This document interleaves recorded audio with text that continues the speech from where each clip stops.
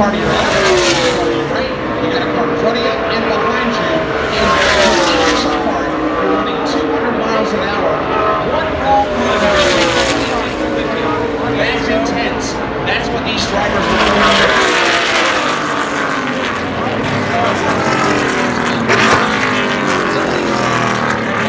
Championship run. Some guys can come into this race 40 points. They've got a great pad and a great person. Taking out of lap 1 and some of your championship guys. He's honoring that deal. Interesting to see All right, Dan, we'll get with you here coming up very shortly. In fact, it's just 20 minutes away now. Dan, Woody, broadcast NASCAR Camping World Truck Series. Right now, let's go back downstairs. Mike Bagley is with the winningest active driver from the Talladega Superspeedway. Who is that, Mike? That just had to get her done down here in Alabama. Just brought the Miller Lite Ford in from a big drafting session. Did you learn anything? Do you have drafting session? I always learn, practice kind of, middle of the day, and now it's, it's kind of the middle of the day. Time. That is the end of the race. Mike Bagley, we saw the Chevys hook up early in this practice session. They went to the top of the leaderboard.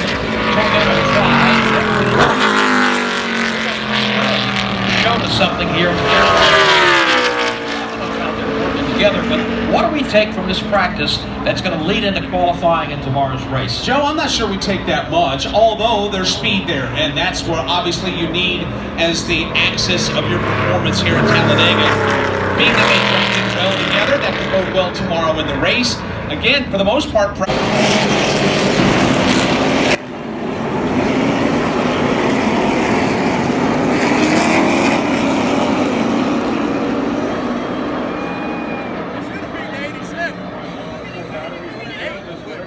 tested for free at O'Reilly Auto Parts. It needs to be replaced. O'Reilly has the superstar battery for you. O'Reilly Auto Parts. Better parts, better prices every day. Start at the Freight Auctions 250 as they take the green flag, and as David Gilliland and to his right Spencer Gallagher, and they are still wheel to wheel. They go back to turn. Tailgate full of the Grant Enfinger machine. That'll push Gallagher to the lead. Enfinger to second. They will both drop down across the nose of the pole center. Off turn number 2, the battle for third is Gilliland and Gilliland side by side. It is a 2-truck breakaway up front, then father and son side by side for third. Dad David to the inside of son Todd. 3 wide behind. Matt Crafton on the move to the bottom of the racetrack. Crafton has a tailgate full of drafting help down at the bottom of the racetrack. That's when Noah Gregson stacks up. Ben Rhodes is there as well. That head of steam is going to be cut off. The front 3 now jumped to the bottom.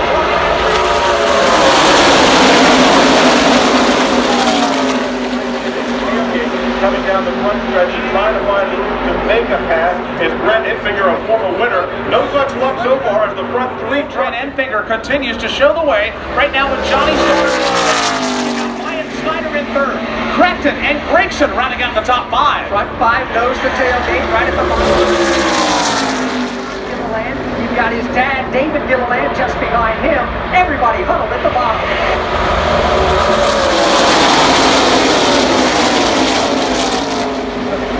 Off the trial. Brent Enfinger headed for a stage win here, and he gets the bonus points to go.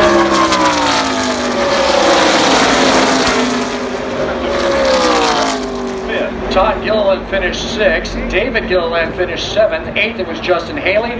9th Ben Rhodes, and 10th was John Hunter. Last time by, a playoff contender, Brett Moffitt. Heavy side of his truck. Meanwhile, the race leaders exit turn 4. Nobody stepping out of line. Led by Todd Gilliland.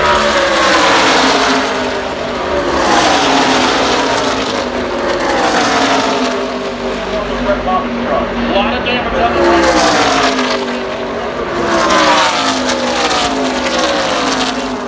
The problem here at Talladega is they continue to work on that truck. Meanwhile, Todd Gilliland will cross the stripe and he will win stage 2 with the Freight Auctions 250. Todd Gilliland, your winner. Matt Crafton in 2nd, Johnny Sauter 3rd. Ben Rhodes finished 4th with John Hunter-Nemechek 5th. 6th it was Austin Hill. Jennifer Jo Cobb, great run by her in the 7th spot. Justin Haley 8th. 9th it was Parker Kligerman. And 10th, Wyatt Snyder. Those are the top 10 finishers from this stage of the race, presented by Gatorade. Gatorade, tested in the lab. Wonderman, also Spencer Gallagher with him again.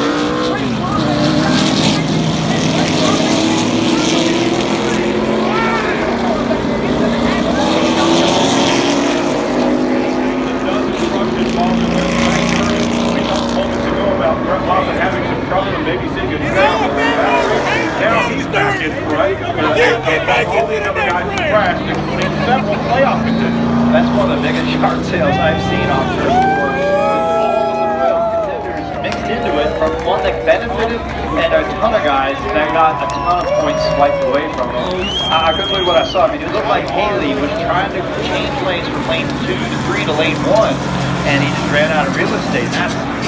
He just made too aggressive of a move is what it looked like, but it's just so tough when you're right there in that heat of the moment, you're battling for the lead, but he had such a run, he wanted to do something with it, and maybe he should have pumped the brakes, but...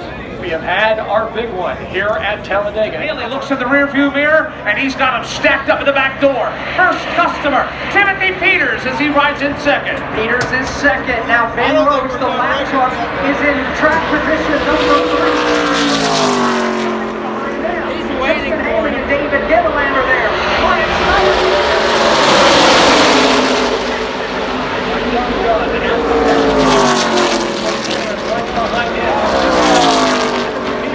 absolutely nose to tail as Rose gives Peters a shot in the tailgate, single file for the top 3. Ben Rhodes minus most of the front fenders on that truck, up in the number 3 spot, and giving Timothy Peters the heave home from behind. The leaders, single file, outside run, the battle for 4th. Here comes Justin Haley. Ben Rhodes could be the spoiler in this. He is not on the lead lap as they're shucking and driving now, halfway down the back straightaway. Friesen gets forearmed onto the apron, and it's Noah Grigson leading to 3. Noah Gregson hugs the bottom of the racetrack. Justin Haley and Timothy Peters, they go side by side for second. Nobody has the advantage. Here they come along turn number 4. Looking to the inside.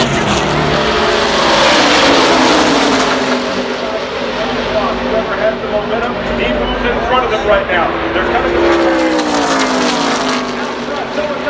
well, here comes Justin Haley on the outside. Haley to the high line, and he's got drafting help from David Gilliland. Haley halfway there, can't get it cleared. Gilliland tries to go up the middle, there's nothing there. Side by side for the lead, they go off each other, and then get away. A great save by Timothy Peters. Final time out, turn number 2. Grigson is in the outside wall. Now they crash and collide. First truck through. Timothy Peters, they're 3 wide behind them as others begin to crash and wild at the end of the back straightaway. Multi-truck melee on the back straightaway, but the field had taken the white flag. That means the next flag ends this race, and it looks like the winner.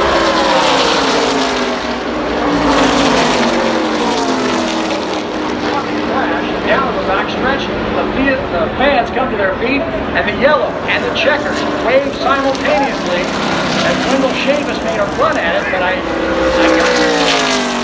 cannot pass the contest. The winner here at Talladega for the 3rd time in the Truck Series is Timothy Peters. Let's go ahead and this crew is going miles an hour. So David Reagan leads now with Bubba Wallace falling to second. Then it's Ryan Gailey. That's the fast 5 after 12 cars have run. Steve Post? Well, you know, we spend a lot of time in these shows talking to drivers along the way and talking to drivers about what a qualifying lap. Let's talk to a crew chief. Jeremy Mullins is crew chief for Ryan Blaney. Jeremy, a good Talladega race car. We're going to make sure we don't get run over by the pit car here. A good Talladega race car. What define that? Tell us what you have to do to put a good piece under Ryan Blaney. Well, you know, unfortunately with impound qualifying, a lot of times there's some compromises you have to make because you want your car to drive good tomorrow, and it doesn't necessarily make it the fastest by itself. So you'll see some guys that'll be really fast today, but they might not drive so well tomorrow. So we try to find the best of both worlds and hopefully have a car that'll race good in the pack and get to the front. How much work would you say goes on one of these plate race cars? We always hear people saying it puts so much work. How much work would you say you put into massaging these type of cars? I think the cars everywhere have gotten so important. I think, you know, we spend a lot of time we got. You know, certainly the guys spend a lot of time trying to make these things everything's good because you're different. But you know, a lot of Piss forward and see if he can make a fast lap around Talladega Superspeedway. And Kurt Busch knocked it out of the park on the radio with us here earlier today. Thank you to Kurt Busch for spending time with us then. Good luck to him as he gets ready to qualify. How about this new man at the top? Not by a little, but by a lot. Alex Bowman just went 194.196 miles an hour. That is a mile and a half or more quicker than second right now, McDowell. Now Chase Elliott is on the racetrack right now. Let's follow him for a minute, Joe. Off turn number 2, down that long back straightaway, the 88 and the 9 have just, every time we go to Daytona or Talladega, it seems like it's either the 9 on the pole or the 88 and the 9 or the 88 on the outside, one or the other. It's always these two teammates up front. Alex has just thrown down a big number. Now it's time to see what his teammate Chase won the pole in 4 of the last plate races, so it would not be a surprise. Let's see if Chase has anything for his teammate. Here he comes in across the line, and indeed he does. He picks the Herc Chevrolet all the way to the top. Kyle Busch second, Denny Hamlin third, Ricky Stenhouse Jr. And now, again, like we talked about, Joe, we're going to see all 4 Hendrick Chevrolets back to back to back to back, and Jimmy Johnson is up next. Jimmy crosses the line, takes the green flag on his way, and of course, we've been talking all this week. You've probably heard the story about Jimmy and Chad breaking up at the end of this season, and of course, Chad will go over and work with young William next year. This is a great driving talent, a young man who really hasn't been racing that long. Just got interested in this sport like 5 or 6 years ago. Came out, he's won races, he's won championships, and now he's going to be teamed up with arguably the best crew chief in modern NASCAR history. Absolutely. And Chad Knauts coming your way. Daytona 2019. That's when the two of them will be together. Jimmy Johnson on the racetrack.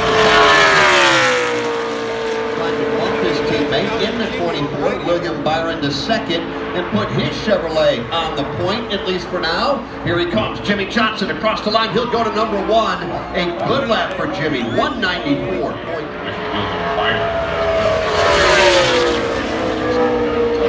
Hot times here at Talladega in round 2 qualifying.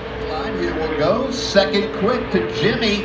So right now, all 3 Hendrick Chevrolets are 1, 2, 3. There is 1 to go. He's on the racetrack right now. Chase Elliott, again, the Toyotas, they're done. Coming up shortly, Steve Post, will be the Fords. Yes, we shall see what happens when they roll out onto the speedway. One of the Toyotas, Denny Hamlin down here. Just going to catch a word. Denny, your qualifying run. Assess how the FedEx Toyota was. Good. Everything was smooth. Getting the final round was good. You never know really till you drop the green flag for this race. So looking forward to it, especially in the position we're in. We can go out there and just try to focus on trying to get a victory and not worry about any points or anything like that. So we can